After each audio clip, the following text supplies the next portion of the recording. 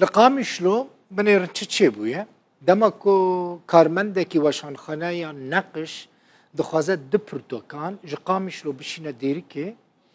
دچه کمپانیا الرافدین یا گشتو گزاریه جبوکو وان هر دو پرتوکان به کمپانیا را بشینه دیریکه لیبنیرن چه بویا جبرکو ناو کردستان السروان پرتوکان هبویا کمپانیا الرافدین قبول ناکه رازی ناب وان پرتوکان بخوره ببه دی او کسنا چار دبه بچه گاراجه و پرتوکان به فوکسه بشینه دیریکه افجی دیمنین وان هر دو پرتوکانن کو خودیه یعنی جی کارمندکی وشخانه نقش خواسته بو بوی کمپانی را بشینه دیریکه لی نخواستی ببش برکو ناو کردستانی لسر بویه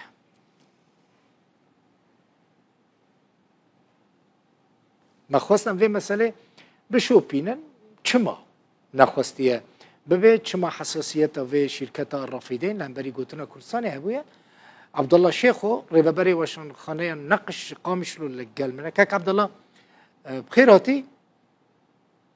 باز نخیری دزم من خواست بزنم سبب چه بو که الرافدین نخواست وان هر دو پرتوکین و ببدیری که چما؟ دم باش بودم همو بینه را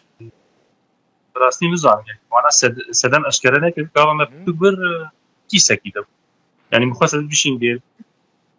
پیشی کارمندی و یعنی خود چینا به پرتوک آدر فیج یعنی گفت چنم گو پرتوک وقت هر تشتکی یعنی امبیجن گو مالک بتشتک به شاندن بو باجار کیتن او پرسیار دکن افشی میجیم گو پرتوکن هر دو پرتوکش کیس درخستن خواست بو یعنی به زمان انگلیزی بود شو نویسکارجی بیانیم یعنی یک جیل سر مسپوتامیا کردستانی هم علیه دیروکی سیاسی یعنی او نابروگا پرتوک نزانج یعنی تنی پرتوک درخست ناو کردستانی دید گو کردستان گو کردستان کی گوالازی درباس کنم بپرسیمش بری کمپانی درباس بو بلکی 3-4 ثانیه چه نبود وگریا گو امده کارش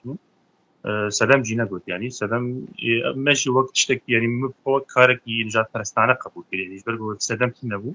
نادي كردستان جينا او تشتي قدر كري ترسناك و نيشاندن يعني نادي ولات كده سلام جي اشكرنا كده مقابل وقبول لك شنو جي براسيم دام استندنك كينا خدي وكاك عبد الله يعني افين كو نخواستن پرتوکا کو ناوی کردستان سر به جقامش لو ببندری که تشکی غریبه جاره کمینه تشکی وها چید به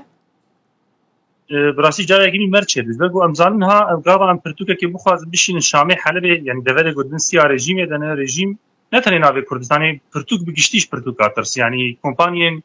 بار كرنه گو هسنا تلو پلان پرتوكا بتمامي قبول ناكن بيجن او هزا فرقات شهره هي قبول ناك يعني پرتوكا قبول ناك لك ناغا دفر بريبريا بخسر خود يعني نابرا بيجن باشور كردستاني روجاوا تشتكي له تني يعني ام پرتوكا سربستي دشينن جبروي سدمي يعني سدمي قانوني تنن سدمي اولويه تنن سدم كومبانيا خريستياني بيجن سرياني اسورن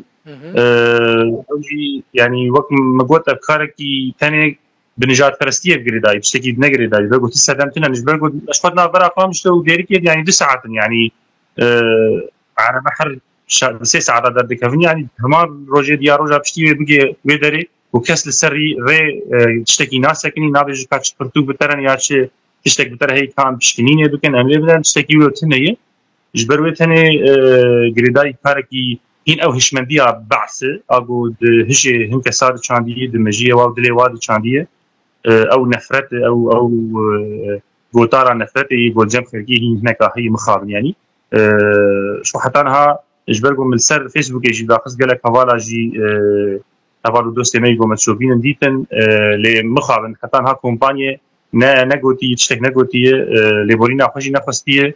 و اشكرنا كري بشمارت يعني لوقتان مبار فكر قالك هسه جو برجي رفتارين دي كومباني شوباندن قلت قالك رفتاري وي بفيرن اي نجات پرستانه هن تدائره هنكون مراجعات بكن سري لي بدن و في دوزي بشوبين لروجاوي كرساني اجل قامش هن كسي بريبريا خسر بخوت كليب مردانين يعني جمع برسين تشاوا بكن گو امی گار نباوی جن از بخواست نخوازم بکن مجارک براستید آلیه قانونی واندش بگو نبی مجارک نبرا بیجن کردا و کسی امدن از نخواست بی مسئله بویرن گیته بدن از دخوازم يعني بدرنگا هي بريبري شخوا ايدي اف جهاي دي يعني افكاري هان وقالك بركي قافن دنجي نجات برستانه ولو هاتبن ابيتن جاليه في كومباني جاليه كسنا دنجه داريه بريبري دي غرق قانونك بيداني ميرينا غريب قانوني اللي ديجي نجات برستيه تشكسي نجات برستيه بك يعني سريان بعرب كرد بغرق اف شتي هان تنبه وقت دند آلية جاليري ده جالك جال جهمو بكاتيان شركات وحمو سكتور خباتي يقول نجات برستي ماشينن جالك وان بويكوت بكن جبقوا أوجي زان الحد يخو سينوري خناس بكن جبقوا أفكاري هان ده هرمك برنتوا ده برأول ده أفكاري هان كاري كي برخرابه مجي مخص براسي از في نامه بيجي هنا ما أفسبار بكر جبقوا أف سينورك بوفيه كي بدانين أف قافي هان جتبك هاتي جتملتي نه رابر كرنيت بيش كيش كرن تشتيرو نه كرن شتين جالكي خرابن وتشتي مخص از بيجم جي يعني إيرو أم بيجن أف هرما هان بجراني بدن سيا كردال دي مشاندن هگر اف کمپانیا هان وقت کسن گو ام بيجن خوت کمپانیک آسوران دبینه یعنی سریانان دبینه لدیجی ناوی کردستانی دی چی دمشینن ام خوش زانن گو هم لویده کی هم لباشور کردستانی روشا سریانا و روشا آسورا آحری باش دبن سیا دستلارداری کردادن يعني مرو بنا باشكاليه اشكالات يعني سربستيه وان داليه زمان داليه چانده داليه اوريده انجخ دبن سیا دستلاردارن کرد هاتی دیتن جبرگو نه حكومتها بعسي ونجي حكومتي عراقي اي بري اي انا جي ما في قال دنو بكاتين دن نادن كرتني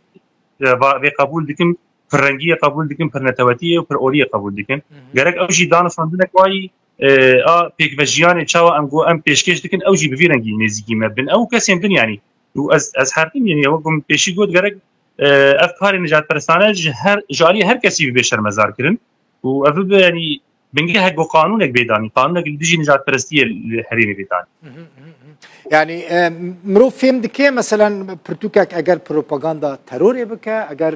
مترسيل سر اولكاري چه بك كومبانيك تقارب بيجي از نابم ليه من بالا خدي برتوكين ديروكينا يعني دو برتوكين ديروكينا وخواستيج قامش لو ببن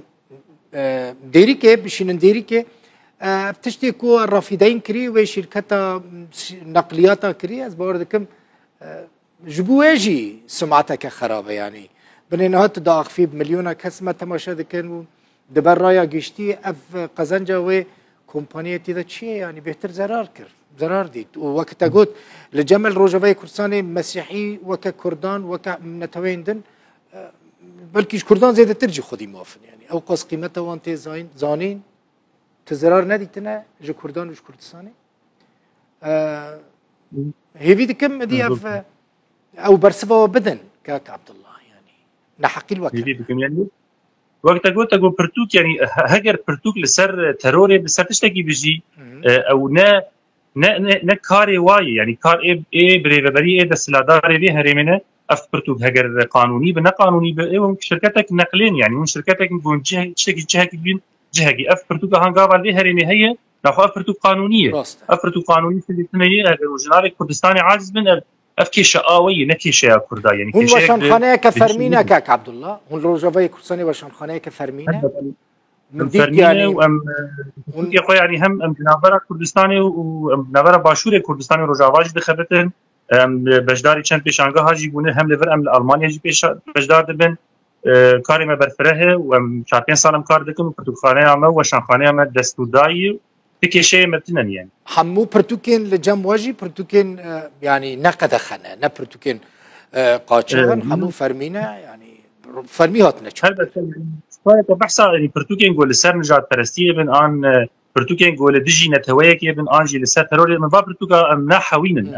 ام نا ندخلوش نرى بردكنين اشتكيلو جمع بله مالتا افا قالك اسباس